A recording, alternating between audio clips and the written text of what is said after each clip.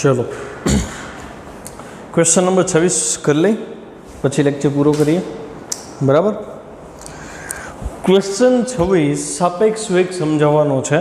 आपणे प्रकरण 3 में सापेक्ष वेग भणी गया छे। अहींया सदिश स्वरूपे छे। प्रकरण 3 में मैं तमने एवी टेक्निक आपी थी, ट्रीक आपी थी कि सापेक्ष वेग जोतो होय तो बी नो ए सापेक्ष वेग આપણે આવું લખતા VB માઇનસ VA મેં તમને આમ યાદ રાખતા શીખવાડ્યું હતું। હવે કેમ એવું થાય એ આપણે અહીંયા સાબિત કરશું સદિશ સ્વરૂપે। ત્યારે સદિશ નહોતું આવેલું એટલે હું ડેપ્થમાં નહોતો લઈ ગયો।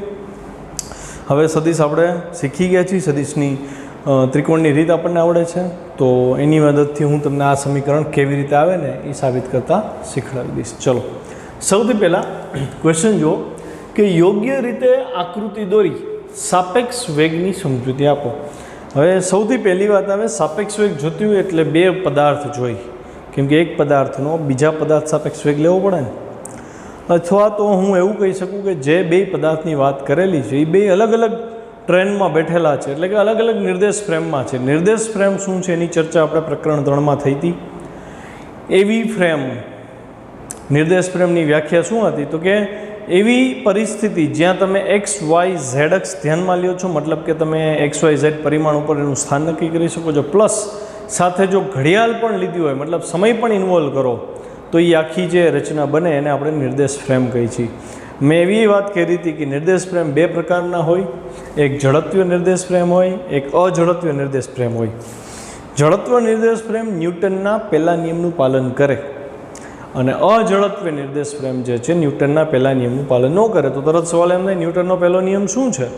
જે લોકોએ 9મા ધોરણમાં તૈયાર કર્યો હોય ને એને વાંધો ન આવે, બરાબર। પણ આપણે પ્રકરણ 5માં એકડેકથી બધું ફરીથી શીખીએ એટલે ડોન્ટ વરી, ક્યાંય ચિંતાની જરૂર નથી। અને જેને ઉત્સાહ છે કે ભાઈ ના મારે ન્યૂટનનો પહેલો નિયમ શું છે એ જાણવું છે તો એ લોકો લખી લ્યો પહેલો નિયમ કે પદાર્થ પર જો બાહ્ય બળ લગાડવામાં ન આવે मतलब पदार्थ पर लागतु बाह्य बल अगर शून्य होय तो स्थिर पदार्थ स्थिर रहे छे अने अचल वेगथी गति करतो पदार्थ पोतानी अचल वेगी गति चालू राखे छे। आ छे न्यूटननो पहलो नियम। अने जे निर्देश फ्रेम में बळ न लागतुं होय, बाह्य बळ न लागतुं होय एवी निर्देश फ्रेम ने जड़त्वीय निर्देश फ्रेम कहेवाय। मतलब कि हूँ एवं कहूँ कि भाई एक्स वाय झेड फ्रेम है ये जड़त्वीय निर्देश फ्रेम है तो समय साथे एनो वेग बदलातो नथी। जड़त्वीय निर्देश फ्रेमनो मतलब आ थाय। अजड़त्वीय निर्देश फ्रेमनो मतलब थाय कि ई फ्रेम पर, ई वाहन पर, ई पदार्थ पर कंईक बाह्य बळ लागे छे, बळ लागे छे एटले वेगमां फेरफार थशे।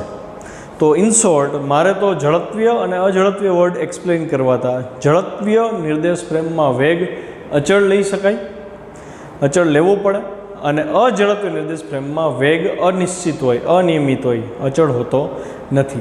तो अहींया तमारे सापेक्ष वेग समजाववुं छे। सापेक्ष वेग समजावो त्यारे तमारे बे जड़त्वीय निर्देश फ्रेम ध्यान में लेवानी छे, ए अने बी। बराबर है। तमे एवं समझी सको कि भाई एक ए ट्रेननी बात है और एक बी ट्रेननी बात है, पण ट्रेन ड्रो करवामां थोड़ीक अघरी पड़े एटले इमेजिनरी रीते हूँ एक्स वाय झेड एम बबे उगम बिंदुवाड़ी सिस्टम ध्यान में लઉં છું। जुओ ध्यानथी अहींया आ एक्स है, आ वाय है, आनो झेड આવી રીતે બહાર નીકળે છે એમ 3 ડાયમેન્શનમાં ઇમેજિન કરી શકો અથવા 2 ડાયમેન્શનમાં પણ ચાલે। એવી જ રીતે અહીંયા बीजू ओ डैश उगम बिंदु है एना एक्स डैश अक्ष और वाय डैश अक्ष है तो आनो झेड डैश बहार निकले आप द्विपरिमाणे लई सकी। हवे आनु उगम बिंदु ओ, आनु उगम बिंदु ओ डैश है। आ पहली ट्रेन अथवा तो आपणे निर्देश फ्रेम थी ओळखीए तो आ पहली निर्देश फ्रेम है, आ बीजी निर्देश फ्रेम है। तमारी पासे बे निर्देश फ्रेम है। आ आखी निर्देश फ्रेम आ तरफ गति करीने जाय छे पर्टिक्युलर वेगथी। धारो के एनो वेग हूँ कही दूँ VB।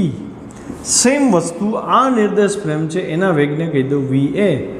तो आ तो अपने चैप्टर 3 में भणी गया ने कि ए नो वेग VA होय, बी नो वेग VB होय तो ए सापेक्षे बी नो वेग VB माइनस VA थाय।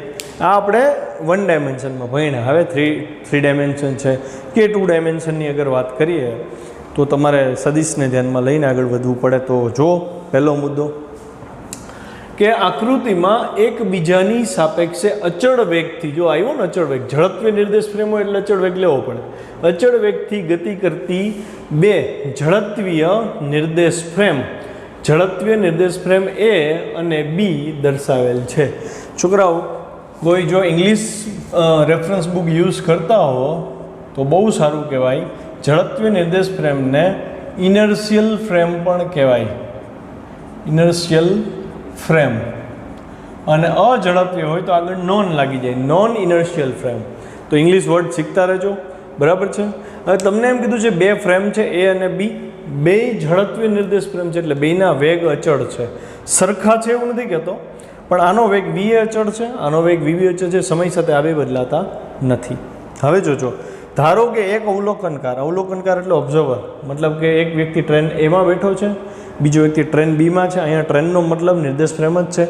તો એ વાળો વ્યક્તિ છે એ ઉગમ બિંદુ ઉપર બેઠો છે, બી ટ્રેનવાળો વ્યક્તિ ઓડેસ ઉપર બેઠો છે. એ બે વ્યક્તિ એક સાથે કોઈ એક કણની ગતિનો અભ્યાસ કરે છે. ધારો કે પીનો, પી ક્યાં છે તો કે પી અવકાશમાં છે. તો આ બે માટે પીના સ્થાન સદિશ અલગ અલગ હોય ને, કેમ કે આ એને નજીક દેખાશે, જ્યારે આ વ્યક્તિને એ દૂર દેખાય ને, એટલે બેના સ્થાન અલગ છે. તો સદિશની પરિભાષામાં બેના સ્થાન સદિશે અલગ મળે, બેના એક્ષક સાથેના ખૂણાએ અલગ મળે, દિશાએ અલગ મળે. તો હું એવું કહીશ કે એ ફ્રેમનો જે અવલોકનકાર છે એની સાપેક્ષ પીનો સદિશ શું થાય, તો એને બોલાય આર પી એ સાપેક્ષ પીનો સ્થાન સદિશ. એવી જ રીતે બીના ઓબ્ઝર્વર કે જે અહીંયા બેઠો છે, બીના ઓબ્ઝર્વરની સાપેક્ષે પીનો સ્થાન સદિશ શું થાય, તો કે ઓ ડેશ પી, એટલે કે આર પી બી સાપેક્ષે પીનો સ્થાન સદિશ. આટલું થાય. અચ્છા, બીજી એક વસ્તુ હું એ કહી શકું કે ઓનો જે ઓબ્ઝર્વર હશે, એનો જે ઓબ્ઝર્વર ઓ ઉપર હશે, એમ કે છે ને કે બી વાળો ક્યાં છે, તો હું એવું કહી શકું આને કે અહીંથી આ જે સદિશ છે એ બીનો એ સાપેક્ષ સ્થાન સદિશ થયો. મતલબ એ જે નિર્દેશ ફ્રેમ છે એનો ઓબ્ઝર્વર એવું કહી શકે કે આ સ્થાન સદિશ બીનો છે પોતાની સાપેક્ષે. મતલબ બીનો એ સાપેક્ષ સ્થાન સદિશ ડ્રો થયો. આ ખ્યાલ આવ્યો? ત્રણેય સ્થાન સદિશ સમજાઈ ગયા. ફરીથી એકવાર કહું છું, એ વાળો વ્યક્તિ એવું વિચારે છે કે પીનું સ્થાન આર પી એ સ્થાન સદિશથી દર્શાવાય. બી વાળો વ્યક્તિ અહીંયા બેઠો છે એ એવું કહે છે કે પીનું સ્થાન આર પી બી સ્થાન સદિશથી દર્શાવાય. આર પી બી નામ આપવાનું કારણ છે બી વાળો વ્યક્તિ જોવે છે, અહીંથી લીધું એટલે કે બીની સાપેક્ષ પીનો સ્થાન સદિશ છે. આ કોણ જોવે છે તો કે ઓ વાળો, મતલબ કે એ વાળો અહીંયા અવલોકનકાર બેઠો છે, તો એ સાપેક્ષે પીનો સ્થાન સદિશ આ છે.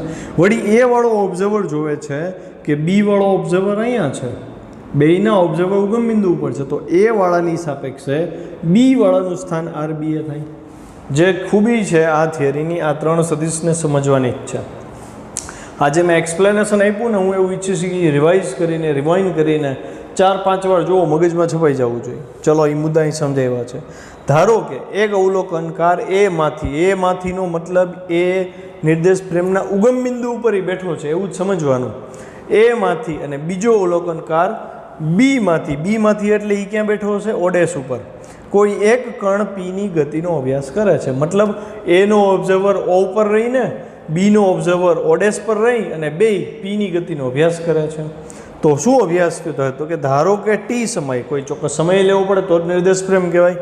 ટી સમયે ગતિ કરતા પી કણનો નિર્દેશ ફ્રેમ એ અને બીની સાપેક્ષ, અહીં જો બે ભેગા લખ્યા પણ વચ્ચે વર્ડ આવશે અનુક્રમે, એ અને બીની સાપેક્ષ ઉગમ બિંદુની સાપેક્ષ સ્થાન સદિશ અનુક્રમે એટલે પહેલાં એ લખો તો પહેલાં એનો સ્થાન સદિશ કોની સાપેક્ષ છે? ઉગમ બિંદુની સાપેક્ષ. ઉગમ બિંદુ કોનું છે? એનું, એટલે આર પી એ એટલે કે ઓપી જે છે એ એની સાપેક્ષે પીનો સ્થાન સદિશ છે. પછી બી છે તો બીની સાપેક્ષે કોણ? તો કે આર પી બી એટલે કે બી સાપેક્ષે પીનો સ્થાન સદિશ, બી સાપેક્ષે પીનો સ્થાન સદિશ એટલે ઓડેસ પી છે. એવી જ રીતે ઓની સાપેક્ષે એટલે કે એની સાપેક્ષે બીનો સ્થાન સદિશ શું થશે? તો કે ઓ ડેશ એટલે કે આર બી એની સાપેક્ષે બીનો સ્થાન સદિશ. ખ્યાલ આવ્યો? ત્રણેય સ્થાન સદિશ આપણને મળી ગયા. તો અહીં તો જો ત્રિકોણ બને છે, દેખાય? તો આમાં ત્રિકોણની રીત યાદ આવવી જોઈએ સદિશની. ધ્યાનથી જોજો. આને પ્રથમ સદિશ કહું તો આ એનું હેડ થયું, એના હેડ ઉપર આ દ્વિતીય સદિશ થયો તો એનું પૂછ આવ્યું. હવે પ્રથમ સદિશનું પૂછ, દ્વિતીય સદિશનું હેડ, એ બેને જોડો તો RPA આવ્યો ને, તો એનો મતલબ આના વત્તા આ કરું તો આ મળે છે. તો આકૃતિ પરથી સ્પષ્ટ છે કે OP બરાબર આ OP છે એ એના બરાબર શું થાય તો OP બરાબર OO dash plus O dash P. આનો વત્તા આનો સરવાળો કરું, સદિશ સરવાળો છે, માથે સદિશ કરવા પડે ને તો ખોટું પડે, સદિશ ચૂકી જાવ એટલે અડધો અડધો માર્ક જવા માંડે. OO dash plus O dash P બરાબર RPA અથવા તો OP. તો મેં આ લખી દીધું. હવે OPની વેલ્યુ છે RPA એ મૂકી, પછી OO ડેશ RBA હતું પ્લસ O ડેશ P એટલે RPB હતું. આ અહીં સુધી આવડી જાય પછી આપણું ત્રીજું ચેપ્ટર સ્ટાર્ટ થઈ જશે. મને આ મેળો સ્થાન સદિશનો સંબંધ. હવે આ સમીકરણનું હું સમય સાપેક્ષે વિકલન કરું. છોકરાઓ, સ્થાન સદિશનું સમય સાપેક્ષે વિકલન કરીએ તો આપણને વેગ મળે. તો અહીં જો સમય સાપેક્ષે વિકલન કરતા એટલે d/dt લીધું અને લાગુ પાડ્યું બ્રેકેટમાં RPA, આને સેપરેટ d/dt આપ્યું RBA, આને સેપરેટ d/dt આપ્યું RPB. તો સ્થાન સદિશનું સમય સાપેક્ષ વિકલન વેગ થાય. પણ આ સ્થાન સદિશ કોનો હતો? Pનો. કોની સાપેક્ષે? Aનો. તો વેગ એ કોનો થશે? Pનો. કોની સાપેક્ષે? Aનો. તો આને હું કહી શકું Pનો A સાપેક્ષે વેગ. એટલે આ જે રાશિ મળી એ ઓબ્ઝર્વર એ નોંધેલી હશે, મતલબ અવલોકનકાર એ એટલે કે ટ્રેન એમાં બેઠેલ વ્યક્તિને એનો વેગ VPA લાગશે. સેમ વસ્તુ આ થયું RBA, બીનો વેગ એ સાપેક્ષે વિકલન કર્યા પછી, તો બીનો વેગ એ સાપેક્ષે એટલે એ સાપેક્ષે. તો એ વાળો વ્યક્તિ એમ વિચારશે કે બીનો વેગ VBA જેટલો છે. કોને એવું વિચાર આવે? એ વાળાને. એને પોતે તો પોતાને સ્થિર સમજશે એટલે એને એવું લાગશે કે બીનો વેગ કેટલો છે? VBA છે. એવી જ રીતે VPB એટલે કે આનું વિકલન કર્યું તો આ સ્થાન સદિશ Pનો છે B સાપેક્ષે, તો વેગ થયો Pનો કોની સાપેક્ષે? B સાપેક્ષે. એટલે બીમાં જે અવલોકનકાર બેઠો હતો એને એ P કણનો વેગ અલગ દેખાય છે VPB.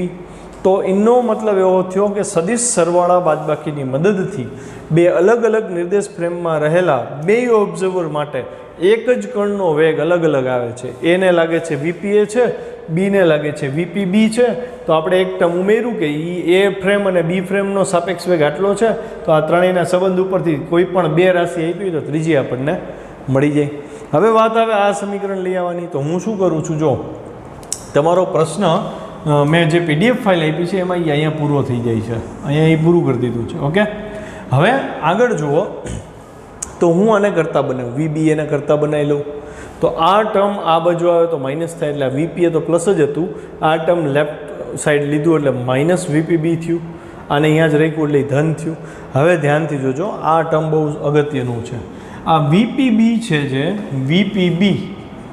VPBની દિશા તમે ધ્યાનથી જોજો.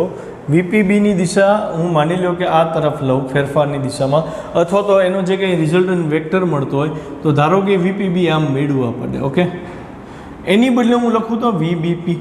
તો શું થાય? તો તમને ખબર છે VPB બરાબર VP માઇનસ VB થાય. આ તો આપણે ચેપ્ટર 3માં ભણી ગયા. એવી જ રીતે VBP minus VB minus VP થાય. તો મતલબ એવો થયો ને કે આ સદિશ અને આ સદિશ બેમાં માઇનસનો ફેર પડી ગયો. મતલબ આ અગર VPB છે તો આ સદિશ VBP થાય, મતલબ દિશા બદલી જાય. ખ્યાલ આવે ને? તો VPB બરાબર તમે શું લખી શકો? માઇનસ VBP લખી શકો. સદિશમાં દિશાનું બહુ મહત્ત્વ છે. તમે Pની સાપેક્ષ Bની વાત કરો કે Bની સાપેક્ષ Pની વાત કરો, પણ વચ્ચે મૂલ્ય સરખા હોય પણ દિશા તો વિરોધી થઈ જાય ને. એટલે મેં શું કર્યું, જો આ પ્લસ VPB હતા એનું માઇનસ કરી નાખ્યું, સોરી અહીંયા માઇનસ હતા એનું મેં અહીંયા પ્લસ કરી નાખ્યું. VPB હતા માઇનસ હતા, BP કર્યા એટલે પ્લસ થઈ ગયા. એ તો સમજાય ને? એથી B તરફ જતું હોય કે બીથી એ તરફ જતું હોય, વચ્ચે માઇનસનો જ ફરક હોય. એવી જ રીતે જે VPA હતા એને મેં માઇનસ કરી દીધા અને VAP કરી દીધા. આવું કરવાનું મૂળ કારણ જો ધ્યાનથી, અહીંયા P છેલ્લે લઈ આવ્યો, અહીંયા છેલ્લે P લઈ આવ્યો. એનો મતલબ એવો થયો, હું એવું કહી શકું કે velocity of B with respect to P સાપેક્ષે Bનો વેગ, અહીંયા P સાપેક્ષે એનો વેગ. એટલે હવે નિર્દેશ ફ્રેમ કોણ થઈ ગઈ? P. આ એડિશનલ છે પણ સમજવા માટે છે. તો બેયની સાપેક્ષ નિર્દેશ ફ્રેમ શું છે? સરખી PP. જો બેયની નિર્દેશ ફ્રેમ સરખી હોય પી પી, તો નેક્સ્ટ સ્ટેપમાં પી લખવાની જરૂર નથી. અને આ મુદ્દાની આપણે પ્રકરણ 3માં ચર્ચા થઈ છે. બેયની નિર્દેશ ફ્રેમ પી પી લીધી, તો અહીંથી પી લખવાની જરૂર નથી, સીધું આવી ગયું વીબી માઇનસ વીએ. તો સદિશ સ્વરૂપે આપણને આ સમીકરણ મળ્યું જે આપણે 3rd ચેપ્ટરમાં ભણ્યા હતા. સમજાણું આખું ડેરિવેશન? અચ્છા, પછી અહીંયા તમને વીપીએની માહિતી આપી છે. વીપીએ બરાબર નિર્દેશ ફ્રેમ એ સાપેક્ષ, બીજા નંબર હોય ને એની સાપેક્ષ હોય, પહેલા નંબર હોય ને એનો વેગ હોય. નિર્દેશ ફ્રેમ એ સાપેક્ષ પીનો વેગ, બી સાપેક્ષ પીનો વેગ, અને અહીંયા એ સાપેક્ષ છે બીનો વેગ. આ થિયરી અહીંયા પૂરી થાય છે ક્વેશ્ચન 26મો. ક્વેશ્ચન 27 છે એ બેઠો બેઠો આ જ ક્વેશ્ચન છે, પણ એને અલગ રીતે કેમ પૂછાય એ લખીને દીધું છે. એટલે ક્વેશ્ચન 26 અને 27 એમ સમજો ને, બેના જવાબ આ જ થશે. તમારે અલગથી એને લખવાની જરૂર નથી. ક્વેશ્ચન 26 અથવા ક્વેશ્ચન 27 કરીને જવાબ બેમાં એક જ આવશે. લખી નાખજો અને અહીંયા આપણે આ લેક્ચર પૂરો કરો.